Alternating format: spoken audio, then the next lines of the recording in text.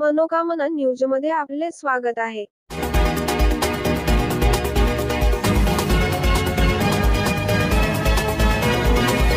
लातूर ग्रामीण मतदारसंघातून भाजपाचे रमेश कराड विजयी तर लातूर शहर मतदारसंघातून आघाडीचे अमित देशमुख विजयी.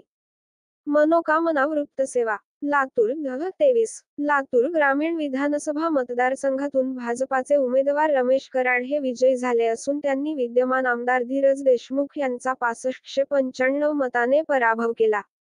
तर लातूर शहर विधानसभा मतदारसंघामध्ये काँग्रेसचे विद्यमान आमदार अमित देशमुख हे भाजपाच्या उमेदवार अर्चना पाटील चाकूरकर यांच्यापेक्षा 7073 मत जास्त घेत विजयी झाले. या निवडणुकीमध्ये अमित देशमुख यांना 1,12,618 तर भाजपाच्या अर्चना पाटील चाकूरकर यांना 1,05,545 मते मिळाली तर वंचित बहुजन आघाडीचे विनोद खटके यांना 26,357 मते मिळाली. यामध्ये अमित देशमुख 7,073 मतांनी विजयी झाले.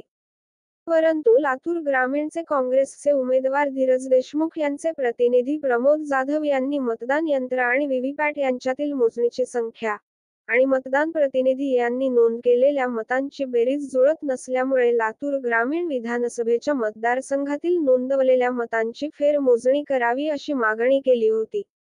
यावर निवडणूक निर्णय अधिकारी यांनी उमेदवारांच्या प्रतिनिधींनी मागणी केलेली फेरमतमोजणीची मागणी ही संदिग्ध स्वरूपाची असल्यामुळे त्यांची फेरमतमोजणीची मागणी फेटाळत असल्याचे जाहीर केले.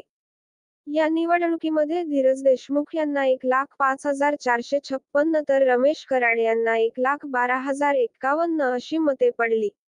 तर वंचितचे विजय अजनीकर यांना 8824 अशी मते पडली.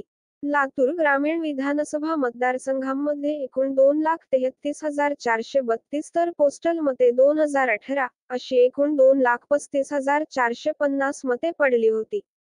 यामध्ये रमेश कराड यांना निवडणूक निर्णय अधिकाऱ्यांनी विजयी घोषित केले.